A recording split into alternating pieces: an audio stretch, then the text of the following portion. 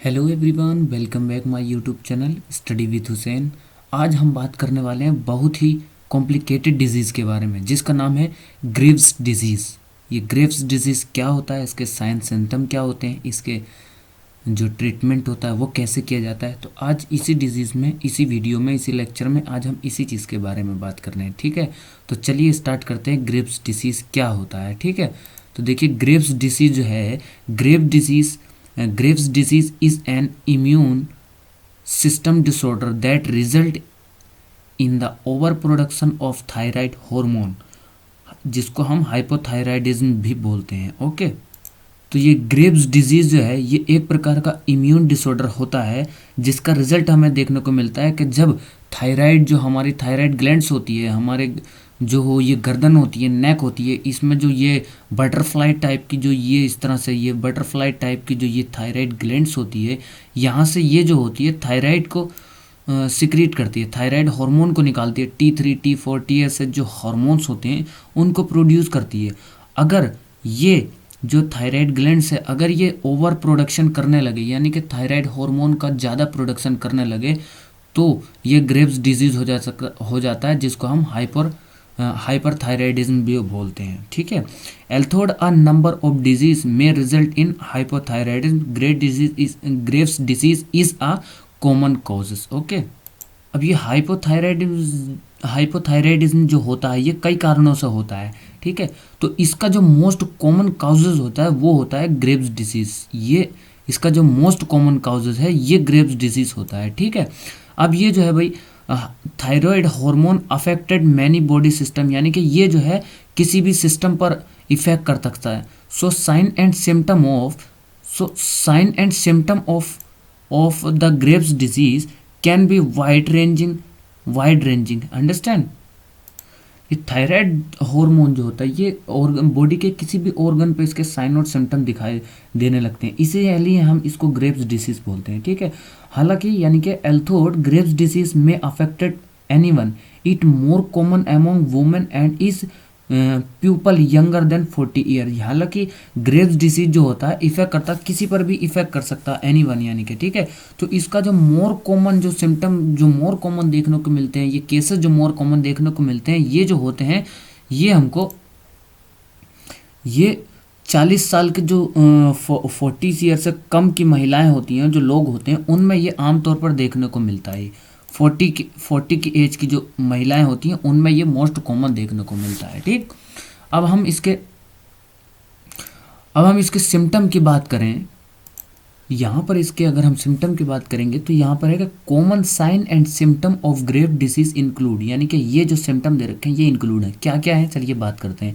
Anxiety and irritability, anxiety and irritability भी हो सकता है, जिसे हम टेंशन यानी कि चिंता और चिड़चिड़ापन भी बोलते हैं।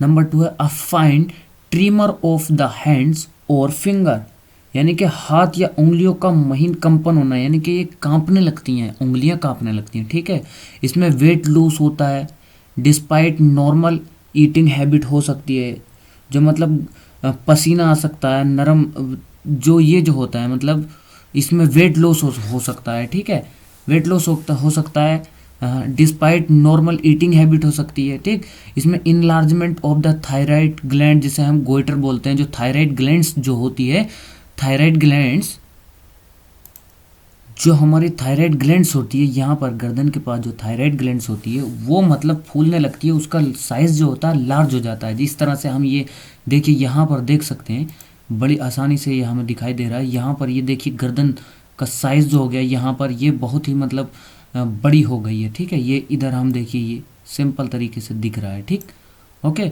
और दूसरा है कि चेन इन मेस्ट्रुएशन सर्कल, यानी कि जो फीमेल में मेस्ट्रुएशन सर्कल होता है उसमें चेंज हो सकता है। इरेक्टाइल डिसफंक्शन हो सकता है, यहाँ पर देख सकते हैं, देखिए इरेक्टाइल डिसफंक्शन हो सकता है। ठीक है, फ्रिक्वेंट बोवल मूवमेंट हो सकता है, और बल्गिंग आई जो होंगी हमारी बल्गिंग हो सकती है, यानी कि सूज सकती हैं, इस तरह से सूल सकती हैं। आंखें जो है उभरी हुई हो सकती हैं, जिस तरह से ये देखिए हम देख सकते हैं किस तरह से हमारी आंखें ये उभरी हुई हैं। ठीक, इस तरह से हो सकती हैं, देखने को मिल सकता है। फैटीज हो सकता है, यानी कि इस तरह से देखिए स्टूडेंट है एक, इसको थकावट हो चुकी है, थकावट हो सकती है इस तरह से। और थिक रेड स्किन, यानी कि स्किन जो होती है पतली हो सकती है और इस तरह से देखिए थिक हो सकती है, ये हमें देखने को मिल रही है यहाँ पर, ये देख सकते हैं, ठीक है। और रैपिड और इरेगुलर हार्ट बीट हो सकती है, यानी कि जो हार्ट बीट हमारा पाल्पेशन जो हार्ट बीट होती है वो रैपिड इरेगुलर हो सकती है, ठीक है। स्लीपिंग डिसऑर्डर हो सकता है, यानी कि सोने में दिक्कत हो सकती है, स्लीपिंग डिसऑर्डर जिसे हम अनिद्रा बोलते हैं वो हो सकती है, ठीक है। ये कंडीशन हमें देखने को मिल सकती है, ठीक है। अब हम बात करते हैं ग्रेव्स ऑप्थेल्मोपैथी के बारे में, ठीक है। ग्रेव्स ऑप्थेल्मोपैथी में क्या होता है कि about 30% of people with Graves disease show some sign and symptom of Graves, यानी कि लगभग 30% जो लोग होते हैं ग्रेव्स डिसीज के साथ, जो ग्रेव्स डिसीज डिसऑर्डर से जो जूझ रहे होते हैं, जो ग्रेव्स डिसीज डिसऑर्डर जिनमें होता है, वो जो होते हैं इनमें जो होते हैं कुछ साइन एंड सिम्टम दिखाई देते हैं, ग्रेव्स ऑप्थेल्मोपैथी के सिम्टम दिखाई देते हैं, ठीक है। In Graves ophthalmopathy inflammation and other immune system event affected muscles and other tissue around your eye, sign and symptom में इंक्लूड, यानी कि इसमें जो होता है, इस कंडीशन में जो देखने को हमें मिलता है, इसमें जो स्वेलिंग्स होती है, यानी कि स्वेलिंग्स और जो होती हैं हमारी इम्यून सिस्टम की जो होती हैं, ये इम्यून सिस्टम और सीवेंट के जो होती हैं, और आई के चारों ओर ये जो होती हैं मसल्स हमारे, ये आई के चारों ओर जो होते हैं ये मसल्स, इनमें स्वेलिंग आ जाती है, ठीक है। और जो इसके टिश्यू होते हैं चारों तरफ वो इन संकेतों से प्रभावित करते हैं, ठीक है। और इसमें जो होते हैं ग्रेव्स ऑप्थेल्मोपैथी में क्या क्या इंक्लूड, क्या क्या सिम्टम हमें दिखाई देते हैं, ठीक है। इस सिम्टम की अगर हम बात करें तो देखिए यहाँ पर ये सिम्टम हम देख सकते हैं। इसमें जो हम सिम्टम देखने को मिलेंगे, देखिए ये है बल्गिंग डिसीज, बल्किंग सिस्टम हमें देखने को मिलेगा यहाँ पर। बल्किंग आई, यानी कि ये आई हमारी जो होंगी उभरी हुई होने लगेंगी, उभरी हुई इस तरह से, यानी कि सूजी हुई होने लगेंगी, जिसे हम बोलते हैं सिंपल भाषा में। और दूसरा है ग्रिटी सेंसेशन इन द आई, यानी कि आंखों में किरकिरापन सेंसेशन दिखाई देने लगेगी, ठीक है।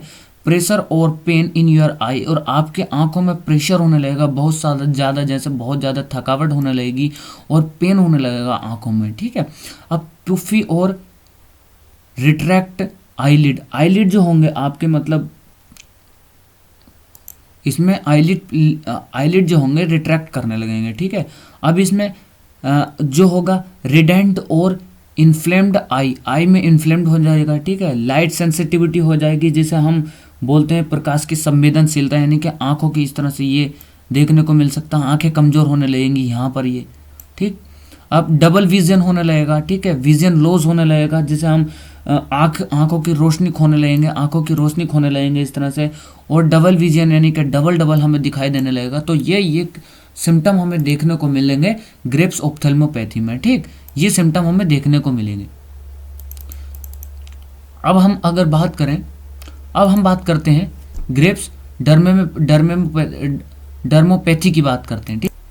इसमें क्या होगा कि uncommon and uncommon manifestation of Graves disease called Grave dermopathy, यानी कि इसमें जो होगा ये रोग में असामान्य अभिव्यक्ति, यानी कि असामान्य मैनिफेस्टेशन, जिसे हम नहीं जानते, असामान्य अनकॉमन जो होगा इसमें, जिसे हम ग्रेव्स डर्मोपैथी बोलते हैं, ठीक है।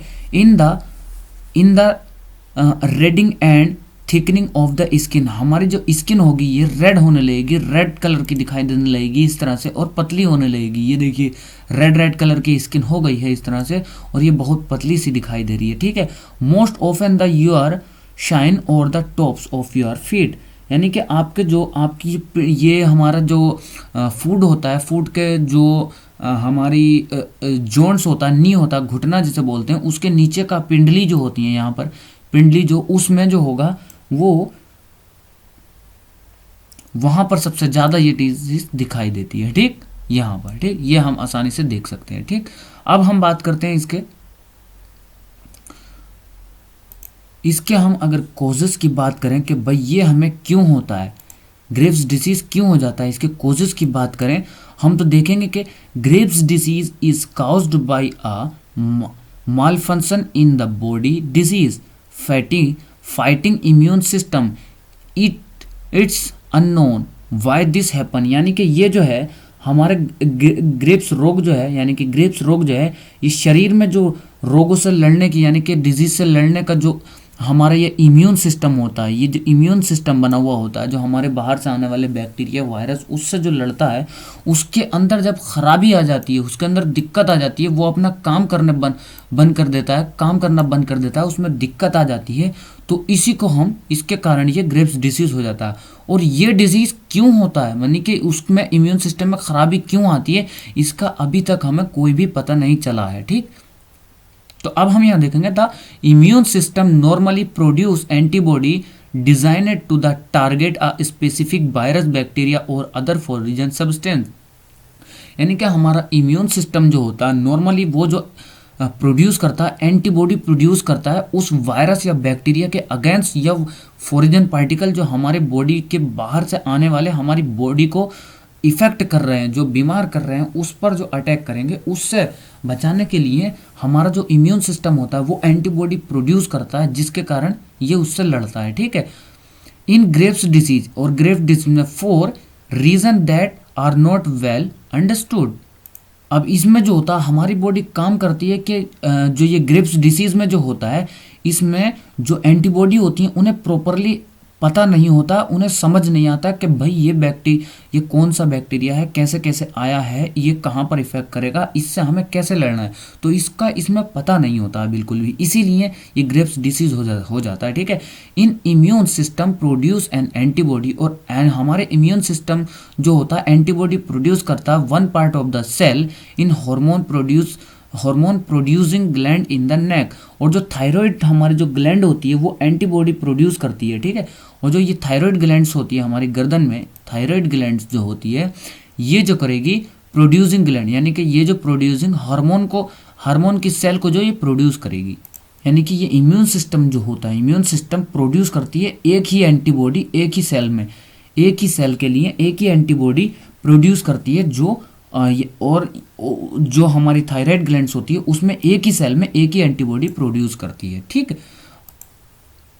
अब हम अगर इसके रिस्क फैक्टर की बात करें, रिस्क फैक्टर क्या क्या हो सकता है भाई, इसके रिस्क फैक्टर कौन कौन से हो सकते हैं, तो इसके रिस्क फैक्टर की अगर बात करें तो ये although anyone can develop Grave disease, many factor can increase the risk factor include. यानी कि इसमें जो होता है एल्थोड, हालांकि ये जो होगा एल्थोड एनीवन कैन डेवलप, यानी कि ये जो होता है ग्रेव्स डिजीज किसी में भी डेवलप हो सकता है। और इसके मैनी फैक्टर कौन कौन से हो सकते हैं इसे बढ़ाने के लिए, तो फैमिली हिस्ट्री, यानी कि कोई अगर फैमिली हिस्ट्री में ग्रेव्स डिसीज हो सकता है तो उसको हो सकता है ये डिसीज। और सेक्स के अकॉर्डिंग, यानी कि ये जो होता है फीमेल में ज़्यादा देखने को मिलता है मेन के अकॉर्डिंग। ये जो सेक्स का मतलब यहाँ पर है कि ये जो डिजीज़ है, ग्रेव्स डिसीज़ जो है, ये ज़्यादातर फीमेल में ज़्यादा फीमेल में दिखाई देती है ना मेल के अकॉर्डिंग। ठीक है, अब एज के अकॉर्डिंग अगर हम बात करें तो Graves disease usually depend in the people, यानी कि ये जो है 40 साल की उम्र से पहले होती है, यानी कि ये जो 40 साल की उम्र 40 ईयर एज से कम हो जाती है, 40 ईयर जो एज होती है उससे पहले ये हो जाती है, डेवलप हो जाती है। ठीक है, अब इमोशनल और फिजिकल स्ट्रेस, यानी कि कोई बहुत ज़्यादा फिजिकल, मतलब ये कोई कॉमन है, रिस्क फैक्टर है, ज़्यादा ये ज़रूरी नहीं है कि ये इनकी वजह से ही होता है। ठीक है, अब ये इमोशनल और फिजिकल स्ट्रेस अगर कोई लेता है तो उसकी वजह से भी हो सकता है।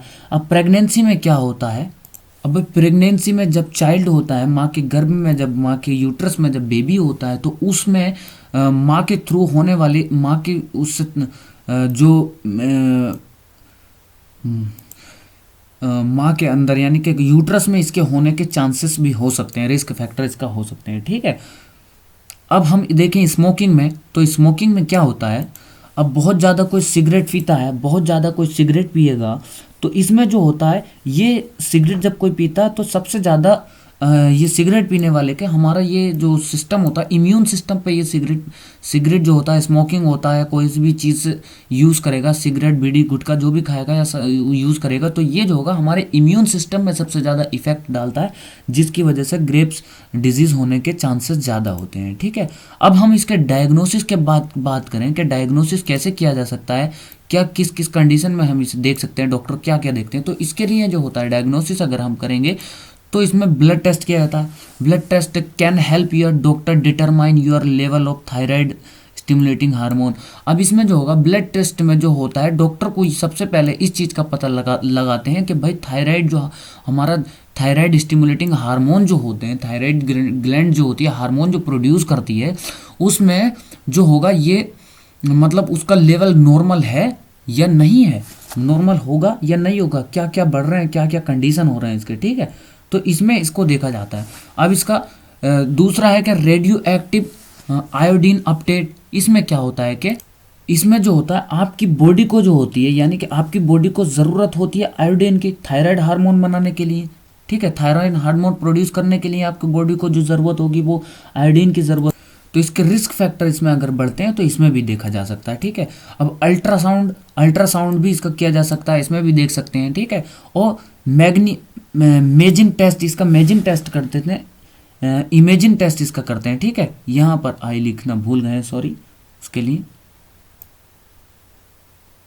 इमेजिंग टेस्ट भी होता है, ठीक है। यहाँ पर मैं इमेजिंग टेस्ट, इमेज यानी कि देख सकते हैं इसमें, ठीक है। अब हम अगर इसके बात करें ट्रीटमेंट की, मोस्ट इंपॉर्टेंट ट्रीटमेंट इसका क्या है, ठीक है। यहाँ पर अगर इसका ट्रीटमेंट देखें तो यहाँ ट्रीटमेंट क्या होगा, the treatment goals for the Grave disease are the stop of production of the thyroid hormone and to block the effect of the hormone of the body. Some treatment include, यानी कि इसमें जो है इसका treatment जो होता है Graves disease में, जो हमारा प्रोडक्शन होता है, जो हमारे थायराइड हार्मोन जो होते हैं, थायराइड हार्मोन जो होते हैं उसको ब्लॉक कर देता है, ठीक है। Hormone of the body, thyroid hormone का जो प्रोडक्शन होगा वो ये रोक देगी, यानी कि बंद कर देगी। यहाँ पर थायराइड ये ग्लैंड्स है, ये थायराइड ग्लैंड्स है, यहाँ पर जो ये TSH3334 ये रिलीज करेगी, इसको ये स्टॉप कर देगी ट्रीटमेंट। अब इसमें क्या होगा, क्या क्या इसके और दूसरा ट्रीटमेंट क्या होगा इंक्लूड हो सकता है इसमें भाई, radio active iodine therapy, anti thyroid medicine, anti thyroid medicine इसमें देते हैं जिसकी वजह से थायराइड को हो सकता है, ठीक है। बीटा ब्लॉकर मेडिसिन हम दे सकते हैं जिसकी वजह से ये जो हार्मोन का प्रोडक्शन को ब्लॉक कर देगी, जिसमें मेडिसिन आती है, प्रोप्रेनानोल आती है, ठीक है, प्रोप्रानोल आती है, एटिनोलोल आती है, मेटोप्रोलोल आती है, नोडोल आती है, नोडोलोल आती है, नोडोलोल टैबलेट, ये जो होंगी टैबलेट जो होंगे ये इसमें यूज़ की जा सकती हैं, ठीक है। और दूसरा ट्रीटमेंट क्या है कि भाई दूसरा ट्रीटमेंट हम इसके लिए सर्जरी भी कर सकते हैं। सर्जरी में क्या होता है, सर्जरी में होता है सर्जरी टू रिमूव ऑल और part of the your thyroid, जैसे थायरोडेक्टोमी और सब total थायरोडेक्टोमी also is the option of your treatment of Graves disease. After the surgery you will like need the treatment of supply your body with normal amount of the thyroid hormone, यानी कि surgery में जो thyroid का जो होते हैं all parts जो होते हैं ये रिमूव कर सकती है, जिसे हम बोलते हैं थायरोआइडेक्टोमी जिसे बोल सकते हैं, ठीक है। तो इसमें open of the treatment of the Grave disease, Grave disease का ये ग्रेव डिसीज का एक ग्रेव्स डिसीज के जो ट्रीटमेंट का ये एक ऑप्शन है, ठीक है। आफ्टर द सर्जरी, सर्जरी के बाद यू विल लाइक नीड, आपको ज़रूरत होगी, यानी कि जैसे आपको ज़रूरत होगी treatment of supply your body with normal amount of the thyroid hormone, जो थायराइड हार्मोन के जो इसमें जो होता है सर्जरी में, यानी कि सर्जरी में बहुत ज़्यादा हमारे जो सेल्स होती हैं, यानी कि तंत्रिका जिसे हम बोलते हैं, हमारा जो सेंट्रल नर्वस सिस्टम होता है उसको बहुत ज़्यादा नुकसान हो सकता है, ठीक है। नुकसान शामिल हो सकते हैं इसमें, नुकसान हो सकते हैं, ठीक है। जो आपकी मतलब मुख्य जो थायराइड ग्लैंड्स होती है, जैसे पैराथायराइड ग्लैंड्स या थायराइड ग्लैंड्स जो होती है उससे जो होती हैं ये सेंट्रल नर्वस सिस्टम यहाँ पर सटे हुए होते हैं, ठीक है। छोटी छोटी जो ग्लैंड्स होती हैं, ग्रंथियाँ होती है, वहाँ पर ये नियंत्रित रहते हैं, ठीक है। और जो आपके थायराइड ग्लैंड जो होती है एक हार्मोन प्रोड्यूस करती है, जो हार्मोन प्रोड्यूस करेगी जो हमारे ब्लड में जो कैल्शियम के स्तर को, जो कैल्शियम का स्तर होता है यहाँ पर उसको जो होगा ये नियंत्रित करती है। अब थायराइड सर्जरी के अनुसार जो सर्जरी की देखरेख में जो मतलब मुश्किलें आती हैं वो कम हो जाती हैं, ठीक है, जो वो कम हो जाती हैं, ठीक है। अब आपको इसमें पूरा जीवन जीने के लिए जो होगा आपको यहाँ पर मेडिसिन की ज़रूरत पड़ सकती है, ठीक है। पूरी लाइफ में आपको मेडिसिन की ज़रूरत पड़ेगी जिंदा रहने के लिए, ठीक है। तो ये तो इसका ट्रीटमेंट हो गया सर्जरी, ठीक है। तो thank you for watching. Video अच्छा लगा हो तो वीडियो कैसा लगा हमें प्लीज़ कमेंट सेक्शन में ज़रूर बताइएगा। अगर हमारी वीडियो अगर आपको अच्छी लगती हो तो प्लीज़ लाइक और सब्सक्राइब ज़रूर कीजिएगा हमारे चैनल को। तो thank you for watching video.